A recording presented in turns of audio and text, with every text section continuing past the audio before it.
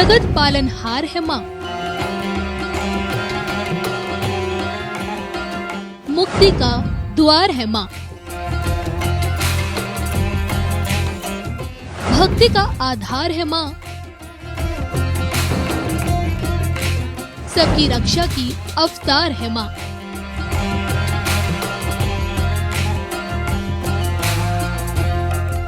राशि अनुसार अगर शक्ति की भक्ति से पाना है वरदान तो देखिए सिर्फ धर्म ज्ञान।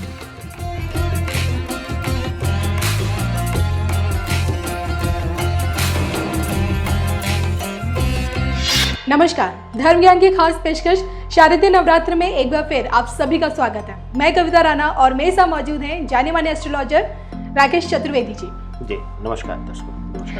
आज के इस वीडियो में हम बात करने जा रहे हैं मिथुन राशि वाले जातकों के लिए क्या कुछ ला रहा है इस बार का शारदीय नवरात्र। जी हाँ, शक्ति के 9 रूपों में से कौन सा रूप आप लोगों के लिए अत्यंत ही कल्याणकारी रहेगा और किस विधि विधान से अगर आप शक्ति की आराधना करते हैं तो आपके न सिर्फ धन धान्य बल्कि आपके काम कारोबार में भी उन्नति होगी।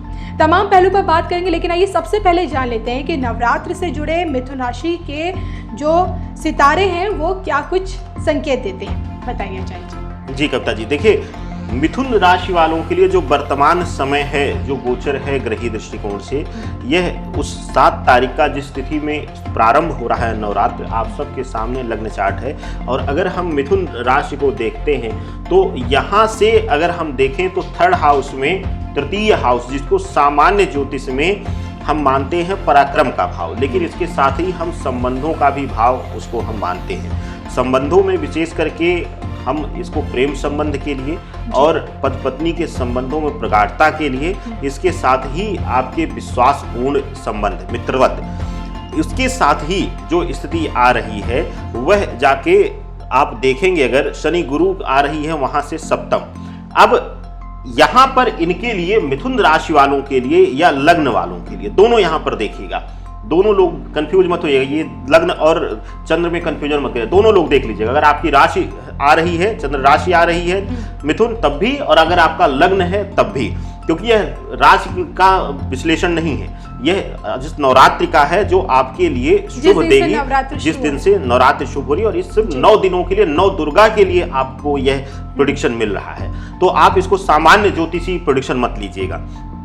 अब मिथुन राशि वालों के लिए स्थिति आती है कि 4th भाव में जो इनका, यहाँ से इनका 4th हाउस आएगा, वहां पर चंद्रमा बैठा हुआ है, जो कि तुला राशि के घर में बैठा हुआ है शुरुआत के दिनों में। तो इनके लिए मानसिक पीड़ा से भरा हुआ दिन है। आपको अपना लक्ष्य ना मिलने की वजह से, या जिस स्तर की सोच आपकी है या चाह है, उस स्तर पे आपको ना मिलना, सक्सेस ना मिलना, वह आपको एक मानसिक पीड़ा देगा कविता जी। और इस तरीके से यह नवरात्रि आपको कहीं ना कहीं पीड़ा से भरपूर रहेगा।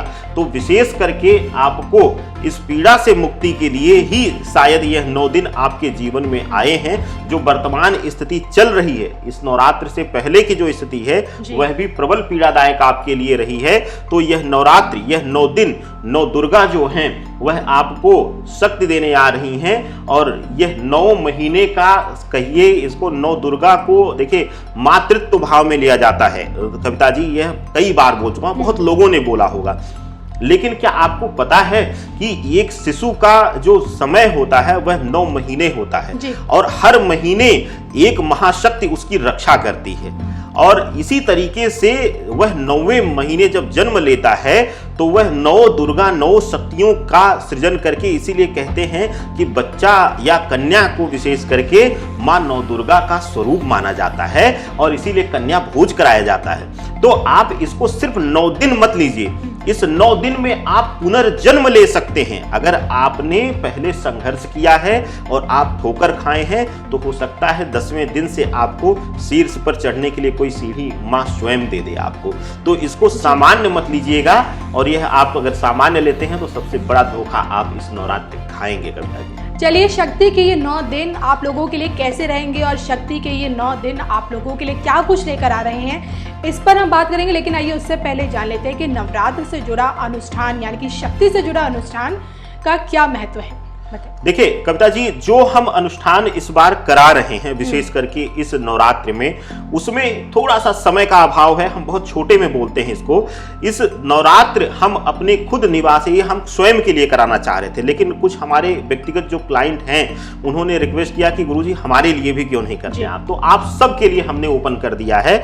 आप अपने घर में रह के 1 दिन के लिए, 9 दिन के लिए जो भी आपको भाग लेना है आप ले सकते हैं। इसमें होगा क्या, इसमें कार्य सिद्धि के लिए पहला प्रातः काल में जो होगा वह दुर्गा सप्तशती का पाठ होगा। प्रयास मेरा है कि कम से कम 21 सप्तशती का पाठ पूर्ण रूप से हो जाए। इसके बाद दोपहर के समय में गायत्री और महामृत संजीवनी चलेगी उन लोगों के नाम से कि अगर कहीं से भी उनके जीवन में कोई रुकावट आ रही है, कोई बाधा आ रही है, उसके बाद सांध्य बेला में महाविद्या और प्रत्यंगिरा का जप चलेगा। प्रत्यंगिरा माँ का वह स्वरूप है, वह मंत्र है जो किसी भी तरीके से, चाहे वह देवीय आपदा हो, चाहे वह दानवीय आपदा हो, आत्मीय हो या फिर मानव रचित हो, किसी भी तरीके की आपदा में प्रत्यंगिरा एक ऐसा मंत्र है जो सभी को समाप्त कर देता है। कहते हैं यह बहुत कठोर रूप। तो आप सब के लिए अद्भुत है। और आप अगर जिस भी आप चाहें तो 1 दिन के लिए भाग ले सकते हैं, आप चाहें तो 9 दिनों के लिए आप अपनी सहभागिता रख सकते हैं। अपने घर पर, अपने ऑफिस में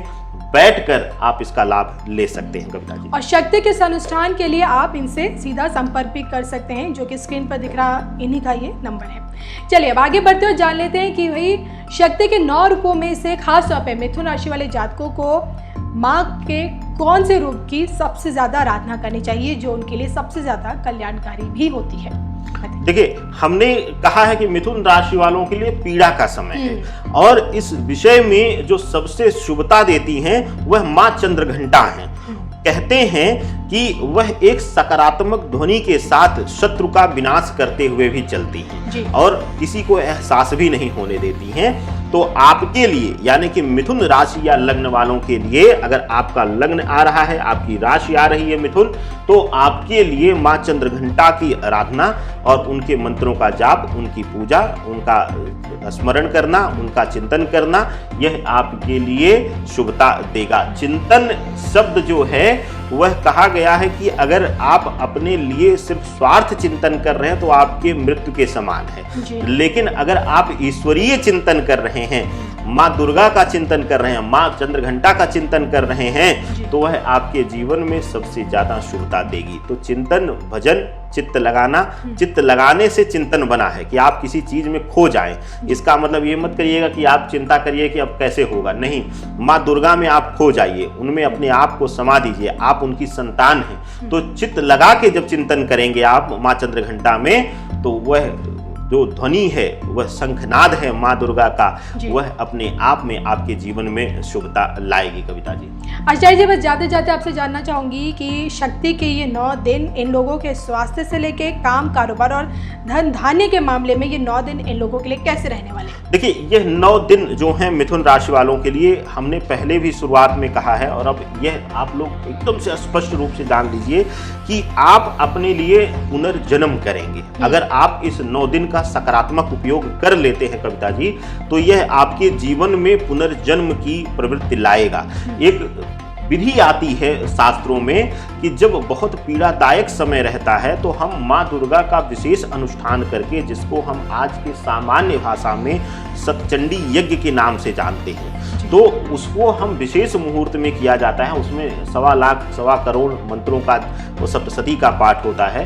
तो आप वह 1.25 करोड़ का लाभ इस नवरात्र में बैठकर, घर में बैठकर सिर्फ चिंतन से कर सकते हैं। और आपके लिए यह 9 दिन एक नया जन्म लेने की है। आपका नाम जो भी हो, आप चाहें तो 9 दिन बाद नाम भी परिवर्तित करें, ना करें, लेकिन आपके लिए जीवन में परिवर्तन जरूर आ जाएगा अगर माँ चंद्रघंटा का सच्चे हृदय से आप चिंतन करते हैं कविता जी। इसके जाते जाते बस ये भी जानना है कि इनके लिए कौन सा रंग इस नवरात्रि शुभ रहने वाला है? देखिए, इनके लिए जो शुभ रंग है वह आप लेके चलने की हरे रंगों का प्रयोग अगर आप करते हैं, हरे रंग के साथ साथ आप लाल या कुछ गेरुए रंग का आप प्रयोग कर सकते हैं। यह आपके लिए शुभता देगा।